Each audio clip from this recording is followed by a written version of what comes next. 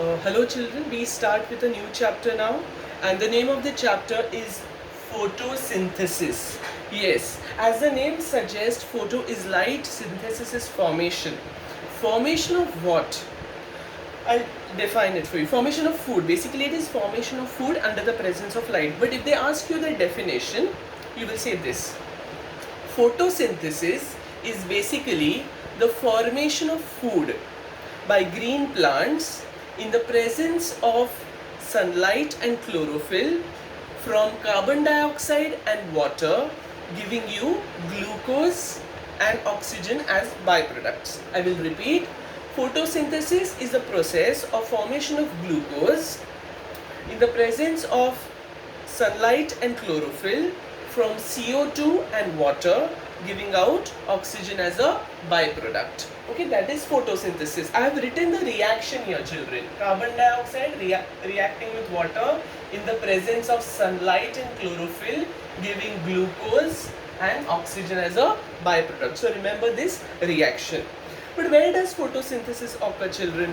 Photosynthesis occurs in organelles of the cell. You've done it in 9th standard plastids, but there is a very special type of plastid which is specifically for photosynthesis. And the name of that plastid is chloroplast, children. Chloroplast, okay? The plastid which is useful for photosynthesis. A chloroplast has two-layered membrane. You see this membrane, children? It has two layered. It has got a matrix or ground substance, this dotted part, children. It is called stroma. I'll repeat, it's called stroma. So there is a double layered membrane. There is a matrix called stroma. You see this sac-like structure? This one single sac-like structure, children, one single sac is called thylakoid. Look here. This one sac is called thylakoid. Many thylakoids, 1, 2, 3, I say many thylakoids, one above the other, they form a stack.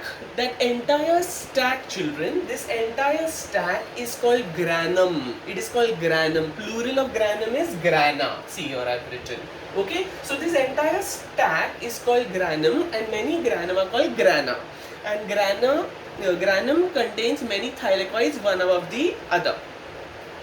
So the liquid is stroma, the sac-like structures are thylakoid. Now many grana are connected by these channels. You can see these channels here, children.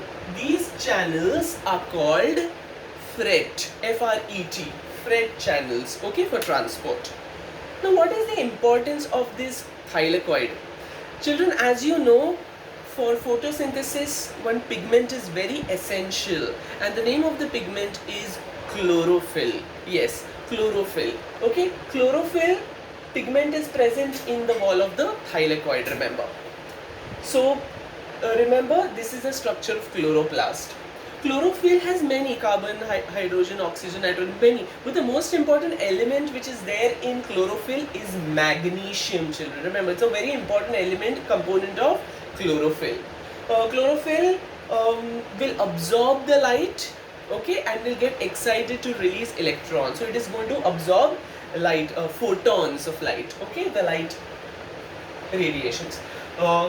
Maximum photosynthesis, children, occurs in blue and red spectrum of light, okay. Maximum photosynthesis, blue and red. Minimum occurs in which?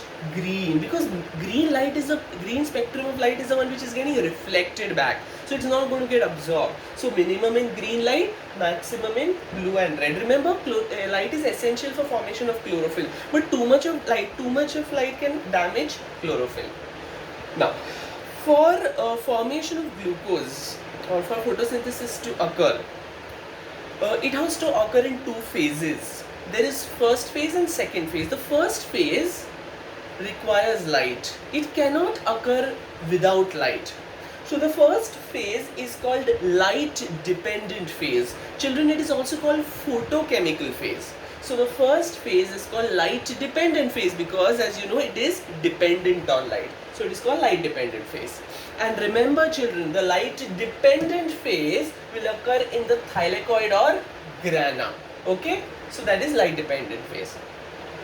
The second phase is called light independent phase. This is light independent phase, and light independent phase will occur in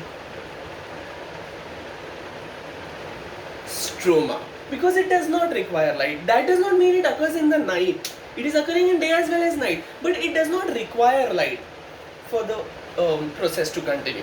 So remember, so there is light dependent phase, dependent on light, also called photochemical phase, light independent phase, independent of light, and it is called biosynthetic phase. Okay, so children, now look here.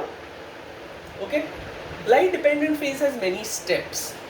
Okay, the first step is when light, that is photons, they fall on chlorophyll. Chlorophyll gets excited or it gets activated and releases electron. Then what happens, under the influence of light, water splits, and this splitting of water into hydrogen H plus and hydroxyl OH minus. So this splitting of water in the presence of light in the chlorophyll is called photolysis. Lysis is splitting, photo is light. So splitting of water in the presence of light in chlorophyll is called photolysis. So you get hydrogen and hydroxyl ions. Electron accepted by a compound called NADP, and NADP and electron from NADP minus, and then it accepts H plus to form NADPH. But what is this NADP? I'll tell you the full form of NADP. It's a hydrogen acceptor. Nicotinamide, adenine, dinucleotide, phosphate. I'll repeat it once more, children. Nicotinamide, adenine, dinucleotide, phosphate. Okay, it is a hydrogen acceptor. So what happens? NADP accepts electron, NADP minus, and photolysis में H plus and OH minus ion. उसमें से H plus, NADP minus, you will get NADPH. Now what is the use of NADPH? I'll tell you in dark reaction. Okay. Now OH will finally give you O2. OH will release oxygen. Okay, 4OH gives you 2H2 and O2. So O2 is released outside. What is photophosphorylation? Very important.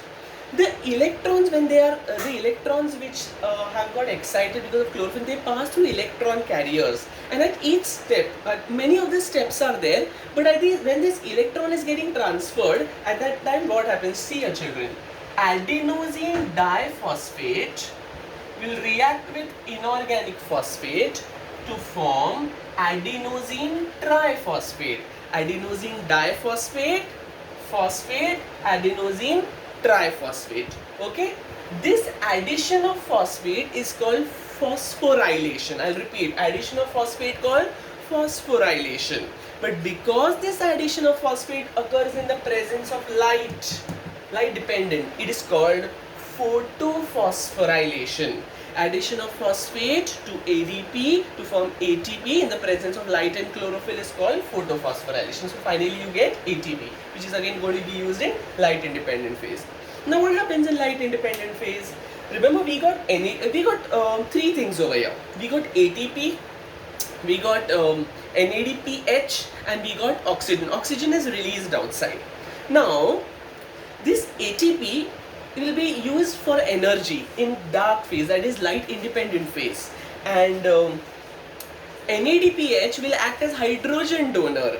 Okay, to what? There is a compound called RUBP, ribulose bisphosphate, which will react with carbon dioxide. Children, we didn't see carbon dioxide at all in light dependent phase. Okay, now carbon dioxide will come into the picture in light independent phase. So RUBP plus carbon dioxide gives you glucose. Yes, but in this reaction NADPH gave the hydrogen, so it is converted back to NADP, and ATP will give energy, so it will get converted back to ADP. So both ADP and NADP will go back to the light dependent phase. Okay, once glucose is formed, it has to be stored in the plants, and children, you know very well how is glucose stored in plants. It is stored in the form of starch. But for glucose to get converted to starch, many glucose molecules come together and it forms a polymer, a polysaccharide.